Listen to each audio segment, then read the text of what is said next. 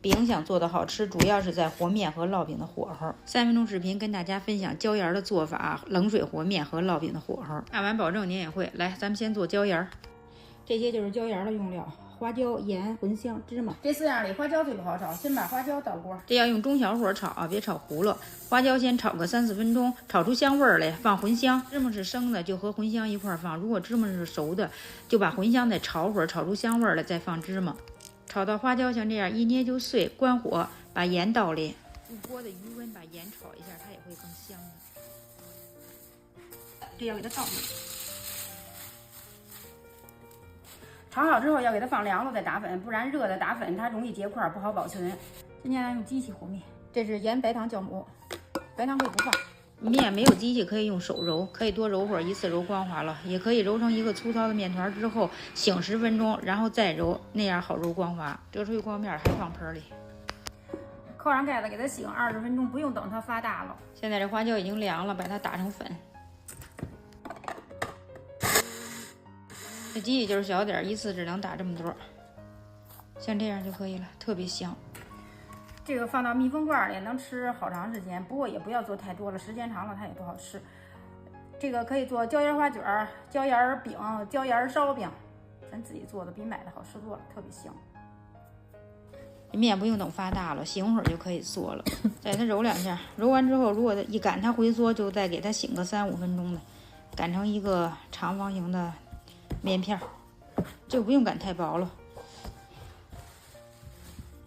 撒上油酥，油酥就是油和面2比1，我这是15克面，30克油，再来5克椒盐，给它抹匀了，然后再撒点面，防止这个油酥往外滋。饼的叠法怎么顺手怎么来，我习惯这是上下切口，最后这块要留大点，不然包不住。 下边这片往中间折，上边那片也往中间折，这边角处给它抻齐了，不然做出的层它不整齐。然后提起来往下一块上折，还是上下的都往中间折，主要就是把每一片都给它抻齐了，都是一样的，重复这个动作就可以，像叠被子一样的叠起来。最后这一片切的时候要比前边几片要大，不然它包不过来。 把边上收口给它捏严实了。刚做完面筋紧，一擀它回缩，先放着给它松弛3、5分钟。把锅先给它预热。我习惯它用擀面杖先给它上下的摁，然后再擀，这样它层不会跑。擀这饼也要2面擀啊，里边的层次它才薄厚一致。擀好之后，表面也喷点水，沾点芝麻，这样吃着会更香。